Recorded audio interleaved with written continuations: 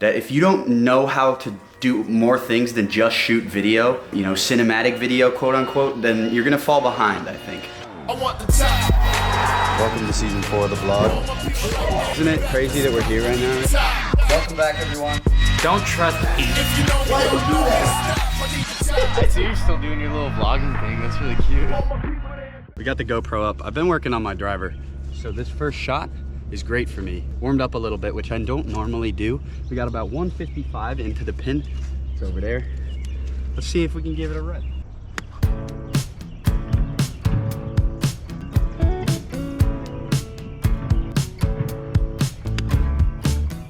Well, I hit 2 balls. I pulled one left a little bit. I pulled one about the same spot, like a foot needed more to get on the green. I wanted to talk about some stuff today about how content is changing and how it's changed since I started doing video since, you know, 2016, 17, not necessarily just in sports, but across social media in general.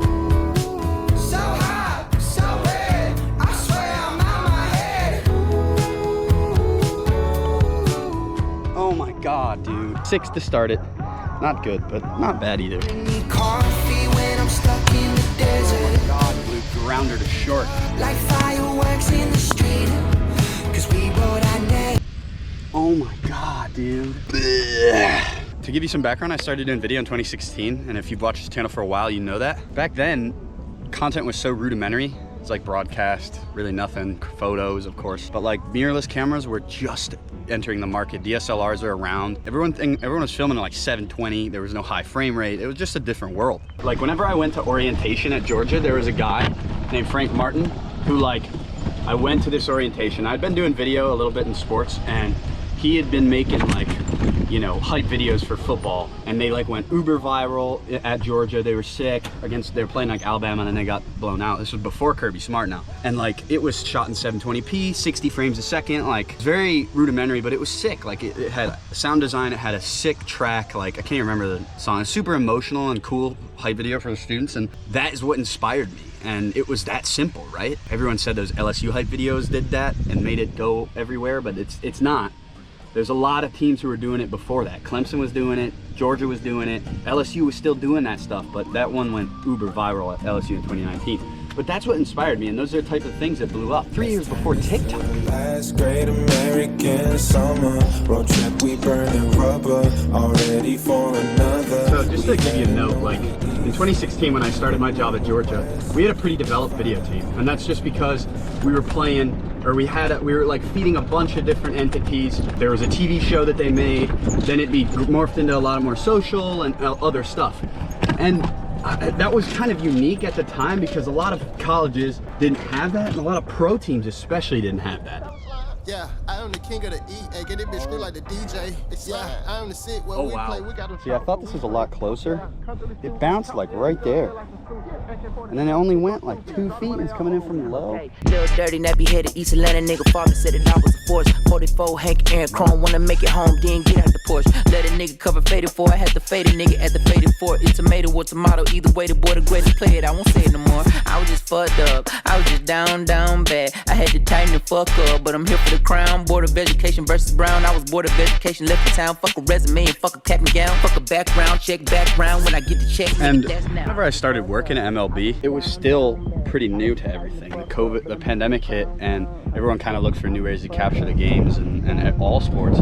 It just became a little different, and Chinese kind of became normalized. 2021, going into 22, to have a video team, to think of creative ways, cinematic, whatever, shallow focal lengths, and broadcast started implementing that type of stuff, and it was fully normalized. Niggas dropping the ball, they on shacking the fool. Activists drew down the side of your face, we ain't jacking it. We ain't dabbing them fools, get a nap, you do just embarrassing. Who going crazy like us, no comparison. Driven like Marion Jones on the steroids. Y'all niggas slow as a heroin high. Y'all had a year. And like, how has content changed? I think across the board, like everything is getting just a little different than that, you know, like just a lot more casual, if that makes sense.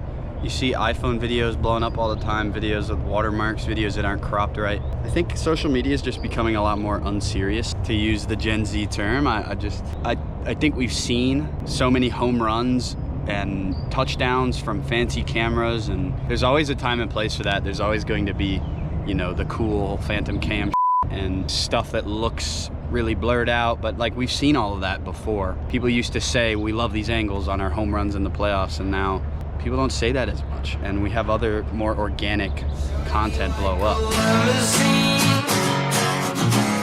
You're spending like a cash machine. Smile, show your golden teeth. That's how you... Hi, puppies. Hi, buddy. What's up? What up, Cash? Hey, buddy. Hey. I missed you. You haven't been on the vlog in forever. Come here. You excited? Whoa. Hey, buddy. Hey, buddy. Oh. I'm currently at Haley's. She's gonna be mad that Cash is getting a vlog appearance before her. Haley's at some sort of thing she's gotta do, so I came over to let Cash out and continue this discussion. I guess what I'm trying to say in a long-winded form, as Cash squeaks his toy, is that in any job, it's very important to keep evolving. And I think it's becoming more apparent in content that if you don't know how to do more things than just shoot video, you know, cinematic video, quote unquote, then you're gonna fall behind, I think. Sweat through my whole shirt, had to change into the Chargers drip. I was walking the dogs. It's so hot out here in Georgia in the summer. Look at how tired this young fella is. Hey, buddy. You doing all right? Oh, I know, you're tired. I think it's important to realize when you are in sports and sports content that you don't want to limit yourself to just being a videographer. I think every organization operates differently, content-wise, and this has always kind of been true, but the more you can kind of evolve your skills and stay ahead of that curve in terms of what people want to see, the better off you're going to be personally, and the better off the stuff you make for whoever you work for is going to be. You know, the Celtics are a good example of this. I think this year you can really see what combining like really talented videographers, kind of pushing the envelope from like a social forward perspective. As I already said, back in the day, like 5-minute recap videos or hype videos would do really well, and they still do sometimes, but that's been done so many times at this point by so many schools and teams that the content evolves. When I'm pulling off muddy dungarees, make the place look like a murder scene.